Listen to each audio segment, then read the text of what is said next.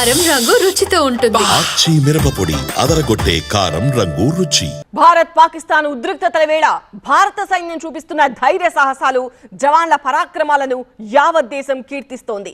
శత్రు దేశం గడ్డ మీదకు వెళ్లి మరీ మనోళ్లు చూపుతున్న సత్తాను కొనియాడుతోంది.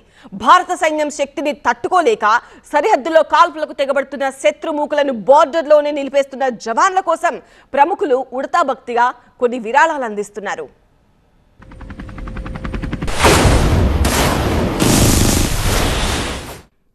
ఇండియా పాక్ ఉద్రిక్తతల నేపథ్యంలో శత్రువులను మన భూభాగంలోకి రానియకుండా కొండా కోనల్లో, మంచు పర్వతాల్లో, దట్టమైన అడవుల్లో, సముద్ర తీరాల్లో, గగనతలంలో కాపలా కాస్తూ దేశ ప్రజలను సైనికులు కాపాడుతున్నారు. శత్రుమూకల కుట్రలను ఎప్పటికప్పుడు భగ్నం చేస్తూ జాతి రక్షణ కోసం పోరాడుతున్నారు. ప్రతి భారతీయుడు గుండెల మీద చెయ్యి వేసుకుని ప్రశాంతంగా పడుకునేందుకు ప్రాణాలను సైతం పణంగా పెడుతున్నారు. సరిహద్దుల్లో అలుపెరగని పోరాటం చేస్తున్న జవాన్లకు దేశం మొత్తం మద్దతుగా నిలుస్తోంది. వారి కోసం పలు రంగాల్లోని ప్రముఖులు ఒక్కొక్కరుగా కదిలి వస్తున్నారు.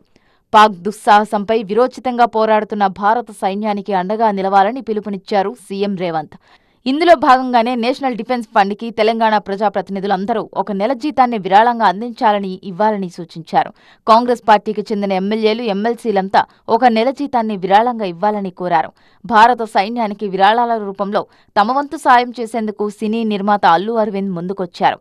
సింగిల్ మూవీ కలెక్షన్స్ నుంచి కొంత భాగాన్ని సైనికులకు విరాళంగా ఇస్తున్నామని ప్రకటించారు. సైనికులకి, దేశం గురించి పోరాడే వారికి మేము కేవలం ఇక్కడి నుంచి మద్దతు కాకుండా ఈ సినిమా నుంచి వచ్చిన కలెక్షన్స్లో కొంత భాగం మేము మన పోరాడే సైనికులకి,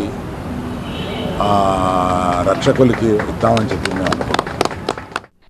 హీరో విజయ్ దేవరకొండ కూడా రాబోయే కొన్ని వారాల పాటు తన క్లాత్ బ్రాండింగ్, రౌడీవేర్ అమ్మకాల్లో వచ్చే లాభాల్లోని కొంత వాటాని భారత సైన్యానికి విరాళం ఇవ్వబోతున్నట్లు తెలిపారు.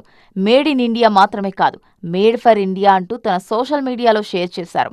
వీళ్లు తీసుకున్న నిర్ణయం అందరిలో స్ఫూర్తి నింపుతోంది. మరింత మంది ప్రముఖులు ముందుకు వచ్చి భారత సైన్యానికి అండగా నిలిచేందుకు ప్రేరణనిచ్చే ప్రకటన ఇది.